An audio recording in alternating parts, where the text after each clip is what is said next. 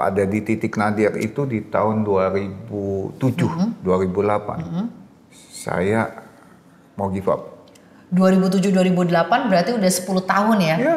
Wow. Dan saya datang ke master franchise saya bilang,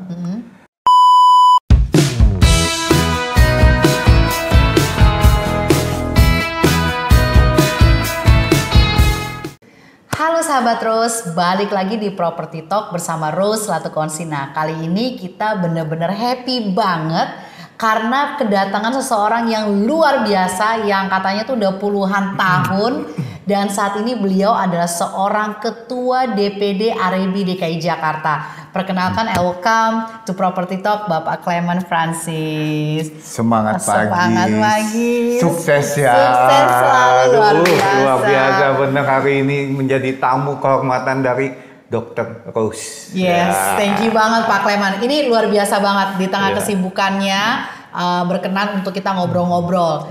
Kenapa sih seorang ketua DPD benar-benar kita mau undang? Karena beliau ini kita mau denger banget pengalamannya, kita pengen denger backgroundnya. Gimana Pak? Semangat hari ini? Oh, semangat. Semangat, oke. Semangat, oke. Luar biasa. Aduh. Gila, keren banget. Soalnya kenapa? Kalau Apa kita tuh? nggak semangat, bagaimana kita bisa menghandle rumah secondary yang premium? Kalau kita loyo, semangat bro. Iya, bener-bener. Selamat pagi. Iya. Gimana dia bisa mempercayakan properti yang premium? Iya, betul banget. Jadi memang harus punya target besar ya Pak ya, keren-keren. Nah, sebelum teman-teman mendengar ceritanya, tapi kita pengen tahu dulu nih, katanya kan Bapak sudah puluhan tahun nih di dunia broker ini.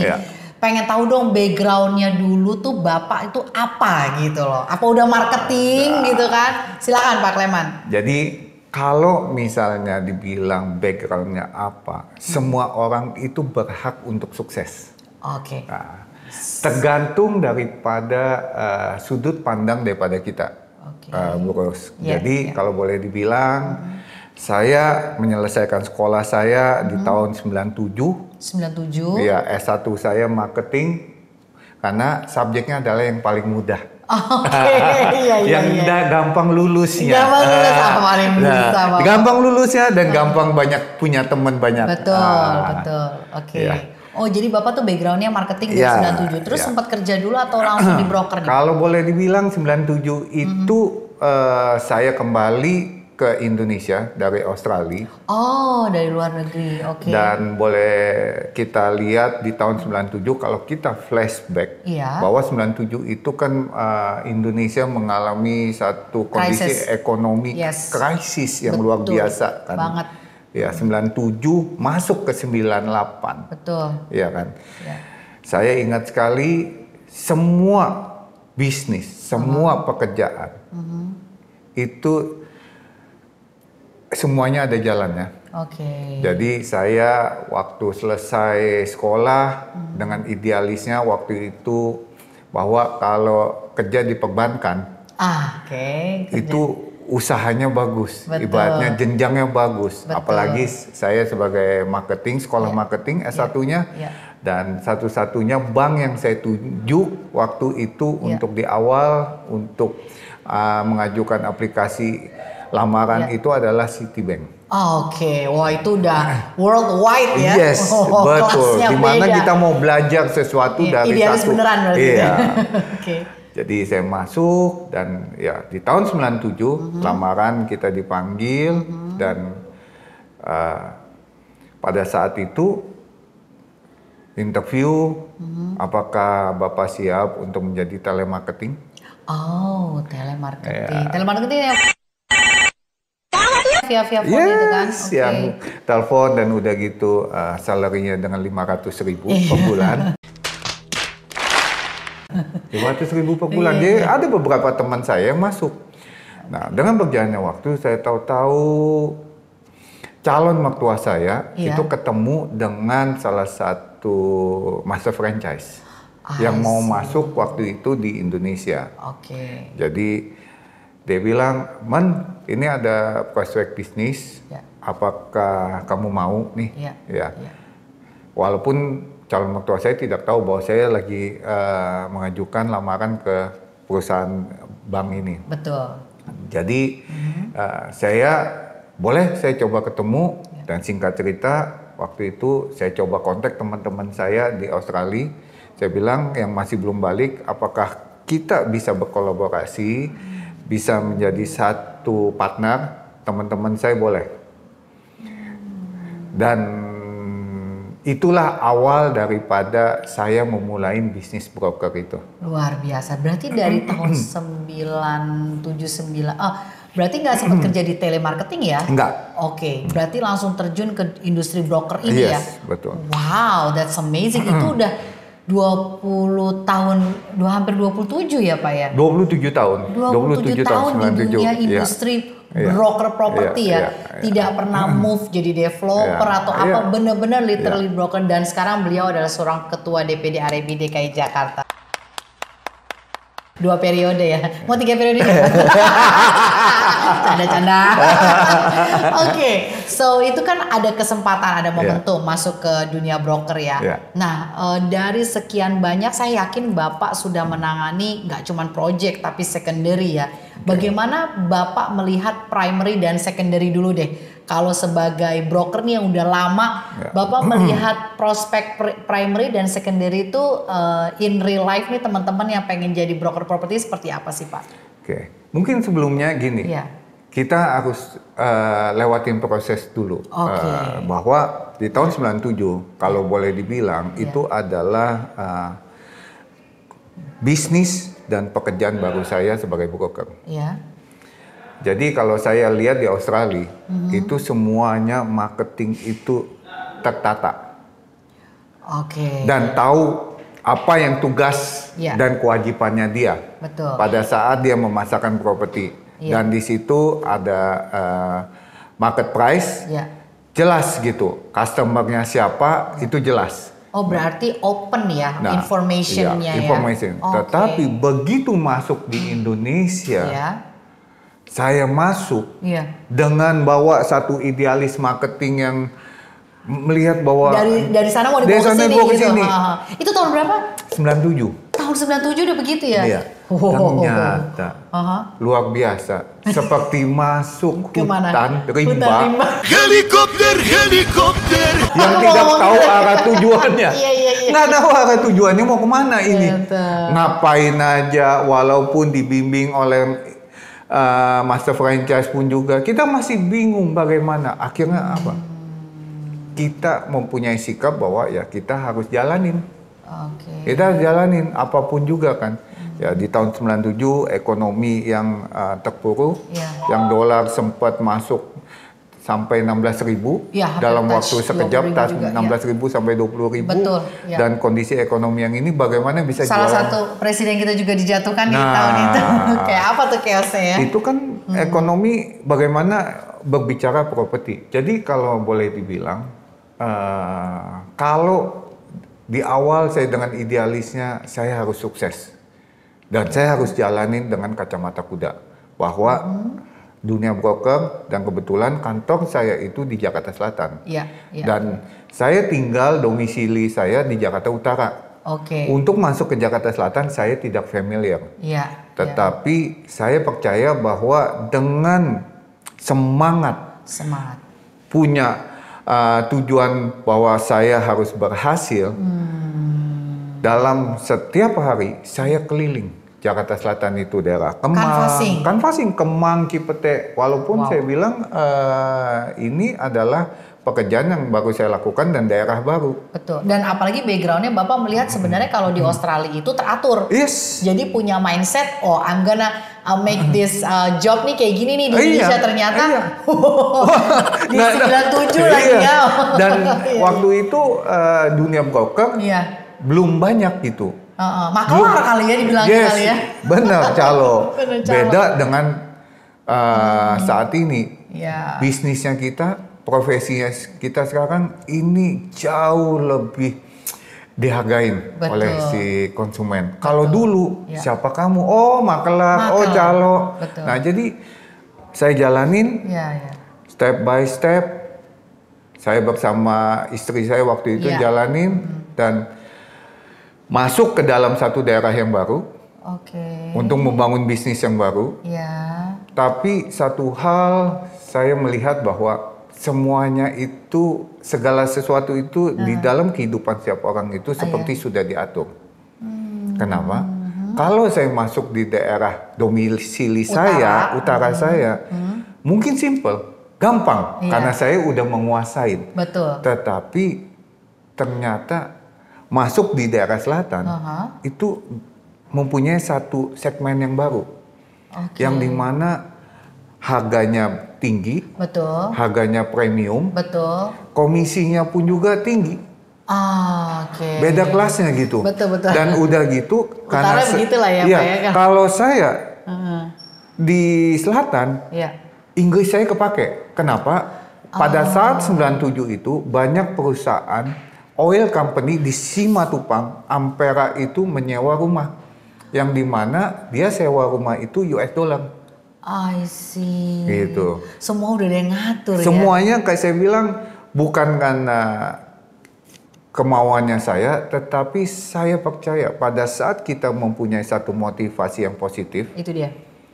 Satu semangat yang positif, itu dia. Yang di atas itu melihat, oh walaupun tidak semudah warna aslinya, butuh perjuangan. Betul sekali. Ini aku speechless ya, teman-teman sahabat Rose. Kayaknya nggak tahu ya, aku ngelihatnya sebenarnya sebuah konflik ya, ketika apa yang kita harapkan ternyata tidak terjadi di Indonesia, padahal udah diniatin. Itu sendiri menurut aku sih konflik ya Pak, gitu. Tapi nggak mudah gitu. Bayangan kita A, yang terjadi Z gitu ya. Nah, tapi seorang Pak Clement berpikir saya tetap akan menjalani dan sukses. Keyakinan itu, ya kan, itu yang membuat Bapak termotivasi dan jatuh bangun itu tetap dijalanin gitu ya Pak ya? Betul, boleh dibilang di sana saya tidak punya database. Bagaimana saya menjual properti? Betul. Walaupun dibimbing, walaupun dikasih tahu gitu, tapi kan di lapangan sebenarnya kita juga ya Pak ya? Iya, kita juga kan. Bangun tidur bukan karena ada master franchise yang bangunin. Kita juga yang jalanin ya kan. Betul. Ini luar biasa menurut aku, perjuangannya lebih berat dibandingkan apa yang kita alami sekarang yang mungkin bicara mengenai kompetisi antar broker ya, tapi ini benar-benar perjuangannya dari hati. Gila itu.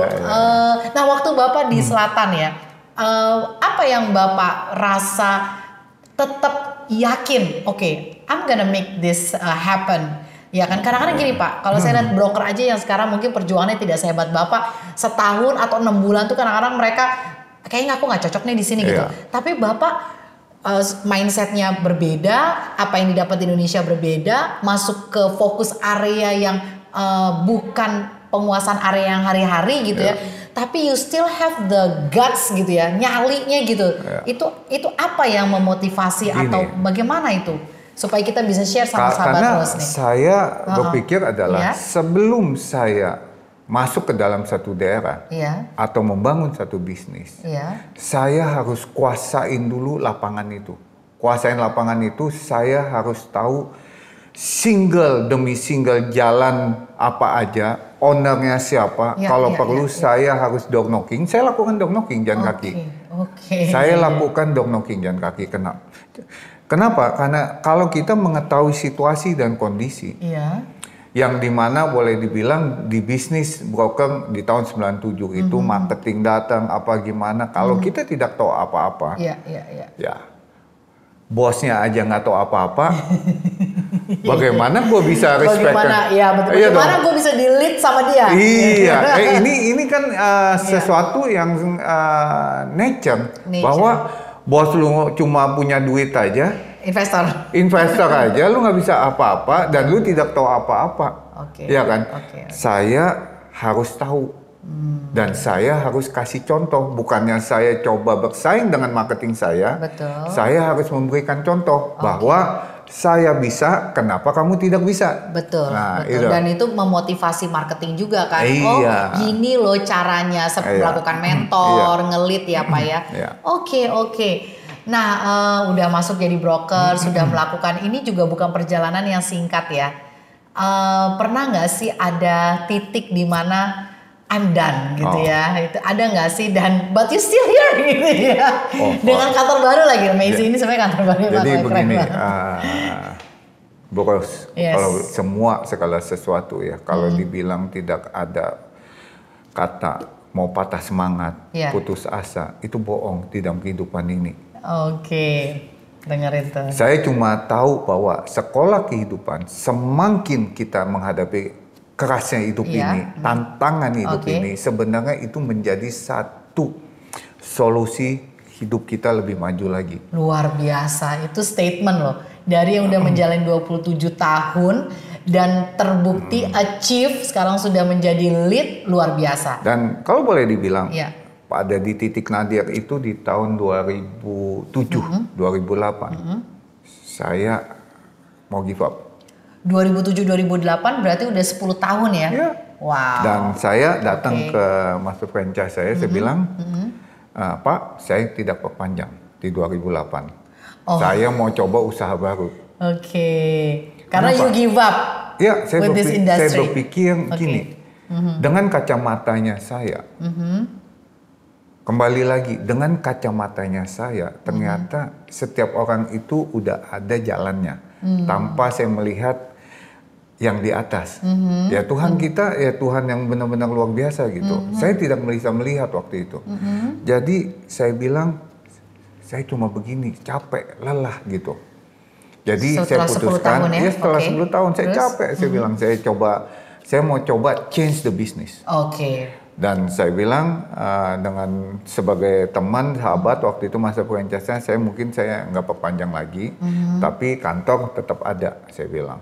Tapi saya akan shifting ke bisnis yang lain. Oh, I see. Jadi saya masuk ke bisnis yang lain, tapi saya lihat bahwa cukup berhasil. Tapi ternyata nggak boleh di-spill ya bisnisnya. Iya. Boleh, nggak apa-apa. Waktu itu bisnisnya kita itu adalah ini motor roda 3. Sesuatu yang bisnis yang beda gitu. Kita pergi sampai ke China, kita ini. Tapi ternyata kita coba open the business apa gimana. Ternyata dalam waktu 1 tahun, karena saya dengan kesibukan mau coba idealisnya mau usaha A, B, C, D, dan tidak terkontrol semuanya, dan mengakibatkan dalam waktu 1 tahun itu perusahaan bankrupt.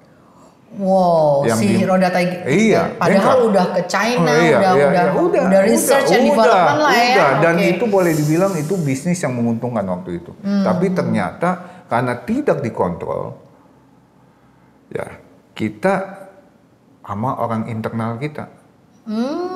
Program internal. Staff kita, ya. Staff sendiri, fraud. Yes, yang membuat jadi masalah semua. Jadi masalah, wow. Ya. Jadi dan coba kita masukin barang pun juga. Iya. Ternyata tidak seindah warna aslinya bahwa sebagai importer itu ini enak ya. Iya. Padahal waktu itu saya bawa barang yang pertama kali di Indonesia, yaitu power bank. Power bank. Iya. Jadi kayak distributor sebenarnya. Distributor udah pasti tajir tuh pikirannya. Oke. Saya coba lakukan semua segalanya dan sempat 2 tahun dengan jalan properti juga, ya begitu aja tidak saya fokusin. Tapi tetap, Bapak energinya Bapak inilah kalau yang properti terus. Habis itu ternyata nggak ini. Nah di tahun 2012 ada satu developer di daerah Serpong yang developer besar, launching. Kebetulan waktu itu sahabat saya mau beli properti dan ada dana dan dia mau berinvest. Iya, mau berinvest. Akhirnya saya coba ini masuk ke developer itu. Ternyata teman saya bilang saya beli 2 unit. Ada yang beli 2 unit lagi. Wah, saya bilang enak juga ini.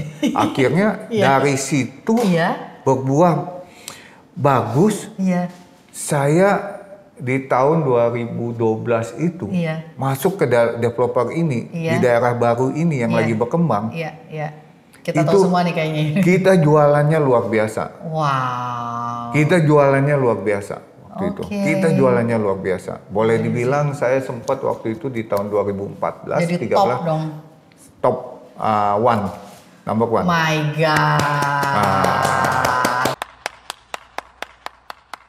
Keren. Di tahun 2012. Iya. Enggak, setelah, 2013 apa 2014 setelah itu setahun saya launching apa gimana. Iya, setelah sudah nyoba-nyoba bisnis lain.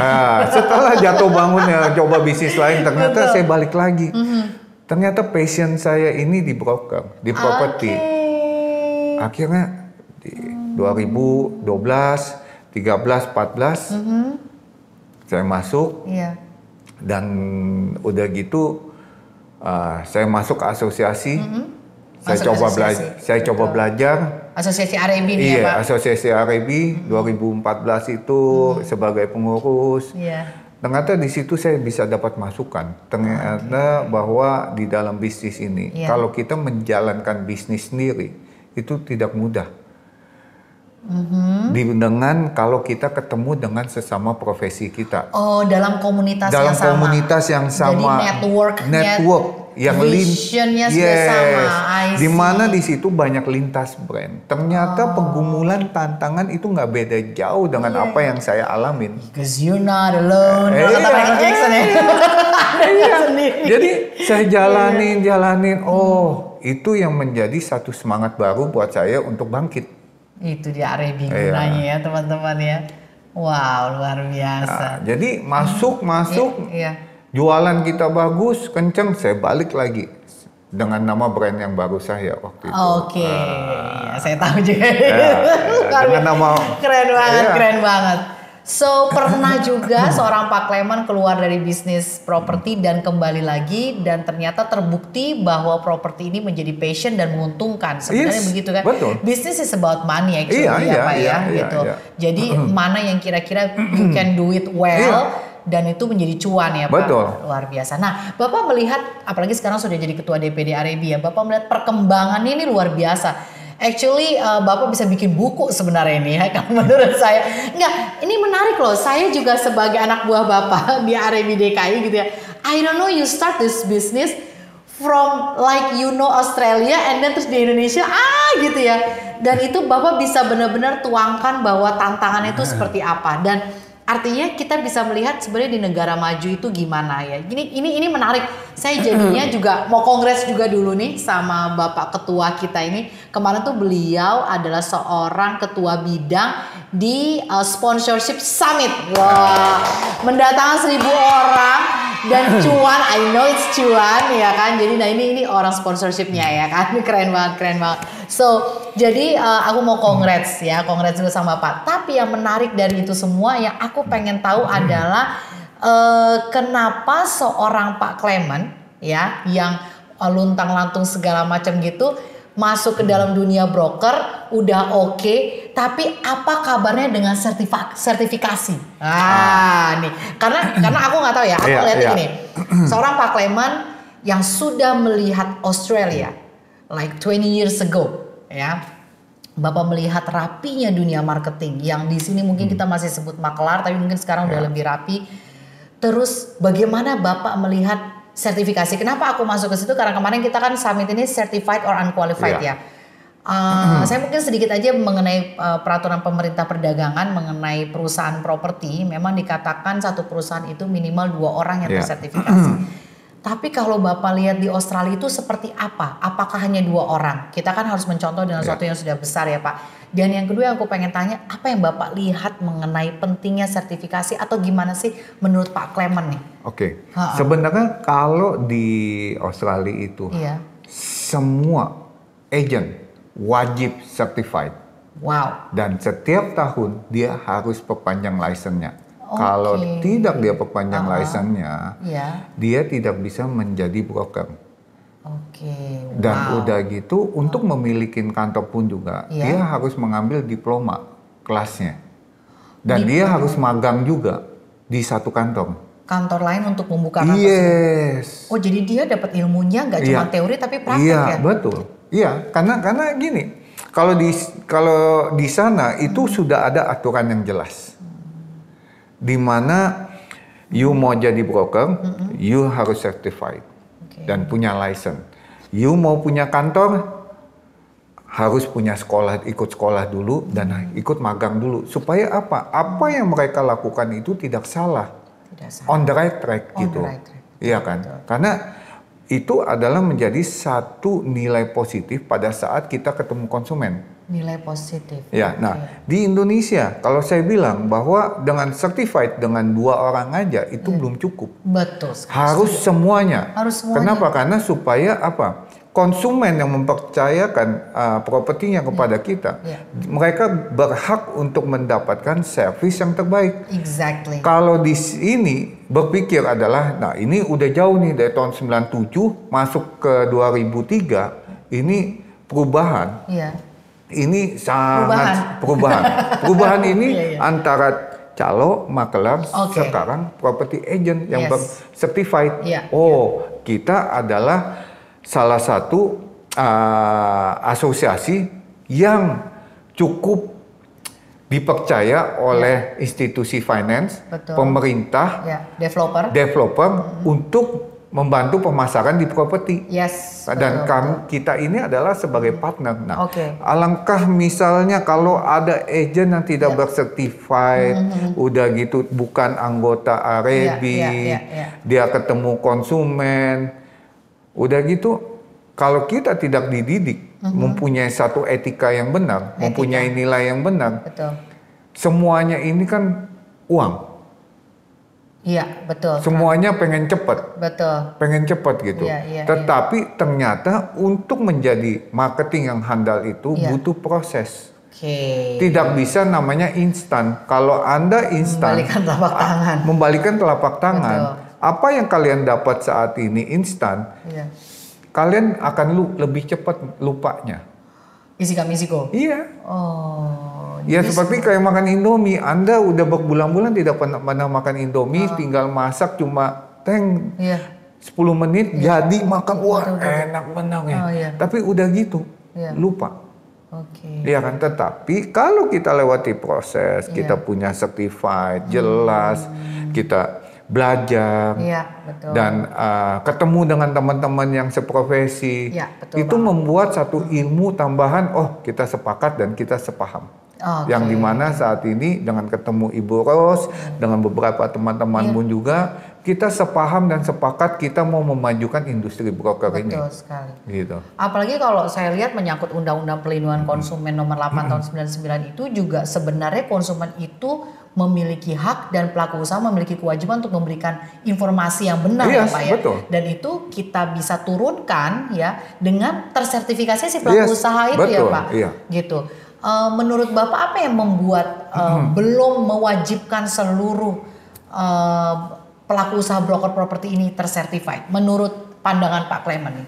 Kalau saat ini ini kita harus lebih bergandengan tangan dengan pemerintah. Dengan pemerintah. Karena pemerintah itu yang sebagai pemegang kebijakan, peraturan perundangan. Betul. Kalau tanpa ada perannya pemerintah, kita ini nggak bisa. Kita cuma bisa sampaikan begini, begitu. Tapi kalau pemerintah tidak concern kepada kita, padahal kita adalah salah satu pekerjaan profesi yang memberikan kontribusi ke Kementerian Keuangan, di pajak, BPHTB, akta jual beli berapa, kita tidak dipandang. Yang dilihat adalah asosiasi daripada PPAT, karena mereka adalah membuat perjanjian, akta jual beli apa gimana. Tetapi profesi marketing sebenarnya di broker ini banyak kontribusinya. Oh banget Pak, betul. Berapa banyak yang broker tradisional yang tidak report pajak? Betul sekali. Iya kan? Iya. Padahal sebenarnya di Kementerian Perdagangan juga ditulis stakeholders itu perbankan, notaris, marketing broker, ada investor, ada developer gitu. Tapi sepertinya tidak diangkat ya Pak ya. Oke, ini menarik. Mudah-mudahan pemerintah mendengar dan melihat ini. Karena ini juga pentingnya kemarin sesuai dengan pidato Pak Jokowi juga ternyata industri properti ini juga menyumbang 2.800 triliun untuk PDB. Gitu ya. Ini bukan angka kecil ya. Artinya kalau stakeholders di dalam industri properti ini dibuat dan berlandaskan hukum menjadi lebih powerful, ya nggak sih, dan memajukan hajat hidup orang banyak, betul ya Pak. Apalagi backlog kita juga masih banyak, katanya sekitar 15 juta ya. Luar biasa, keren banget. Nah ini sebelum Pak Clement dipanggil meeting ya kan. Nah jadi untuk teman-teman nih yang sedang menjalankan jadi broker atau mungkin mau masuk gitu ya, kini kan Bapak ini termasuk menurut saya nggak cuman leader ya, tapi saya lihat juga orang yang bisa menuangkan success story-nya. Karena you've been this from A to Z ya, been here ya. Jadi Bapak tolong kasih masukan nih sama sahabat terus menjadi agent properti yang sukses. Kalau kita mungkin sebutnya broker properti ya Pak ya. Broker properti yang sukses itu harus seperti apa sih gitu. Maksudnya gini, sukses itu seorang nilai dengan duit ya. Cuman maksudnya Pak, kita tuh mesti melakukan apa sih supaya kita menjadi sukses di industri ini sebagai broker khususnya. Silakan Pak. Oke, kalau kita mau jadi sukses di industri broker ini, kita harus menjadi orang yang bisa dipercaya. Trusted dulu sama sahabat kita, sama teman kita, sama bisnis kita. Karena ini berbicara adalah uang kecil. Kalau uang kecil kita bisa kelola dan kita bisa bersahabat dengan ini, saya percaya kita akan langgeng melakukan bisnis ini. Oke, untuk menjadi satu maju di industri broker ini, kita harus punya sikap yang mau berbagi. Kita sharing. Pada saat kita berbagi, orang itu juga akan berbagi sama kita. Dan saya percaya bahwa pada saat saya bisa menerima masukan daripada teman-teman saya, kesulitan dari teman-teman saya di industri broker ini, itu bisa menjadi solusi buat saya juga dan bisa menguatkan buat saya. Saling memberi, saling menerima. Iya, pada saat saya cerita pun juga, saya percaya bahwa teman-teman juga bisa menerima, oh ternyata bisnis ini bukan saya aja yang mengalami, ternyata Bapak juga mengalami. Nah itu bisa menjadi satu kekuatan baru yang kepada teman-teman ini. Nah itulah yang membuat saya sangat berantusias apabila saya ketemu dengan teman pengurus saya, member-member saya, mereka mengalami satu tantangan yang banyak gitu di dalam bisnis broker ini. Komisi nggak dibayar, udah gitu ditipu, marketingnya keluar masuk. Ternyata itu adalah untuk memperbaikin posisinya kantornya saya juga gitu. Kenapa bisa it happen to them? Dan saya kalau misal berhasil, saya coba berbagi. Iya kan? Wow, it's amazing. It's about sharing ya. Tapi memang kalau di ilmu bisnis itu kan bisnis itu about people ya. Jadi memang keren banget. Aku speechless. Thank you banget Pak Clement sebagai Ketua DPD Aribi DKI Jakarta sudah memberikan pengalaman secara teori, praktek semua masukan. Kayaknya kalau teman-teman nggak ngikutin tadi rugi banget. Nah sebelum kita end up this property talk, this great session, aku pengen dapat closing statement dari sang maestro. Ini kayaknya besok-besok aku panggil beliau maestro nih. Silakan Pak Clement. Oke, Bu Rose. Saya mungkin menghimbau kepada teman-teman bahwa di industri broker ini Anda tidak sendiri. Di DKI ada 350 member. Mari kita bersahabat semuanya. Kita bercerita satu sama lain, karena cerita kita itu bisa menguatkan daripada member-member kita, teman-teman kita. Pada saat teman-teman kita bercerita pun juga, itu bisa menjadi kekuatan buat kita juga. Setuju, Pak. Dan bisa memberikan satu solusi yang baru kepada perusahaan yang kita jalanin. Betul, Pak. Beda dengan orang yang sendiri, saya bisa. Rasanya is impossible gitu. Iya, jadi saya menghimbau kepada teman-teman, yuk gabung kepada Aribi, majukan Aribi, karena di sini bukan satu daripada kantor aja, tetapi dari sini ada banyak lintas brand yang dimana kita bisa menerima masukan, bersahabat, berbagi rezeki dan mendapatkan cuan bersama. Thank you banget teman-teman sudah ikutin Property Talk. Kita ketemu lagi di sesi selanjutnya. Kita salam Aribi ya Pak untuk penutupnya ya. Thank you banget sudah ngikutin sesi bersama Bapak Clement Francis. Kita mau tutup dengan salam Aribi dari kita oleh kita untuk semua.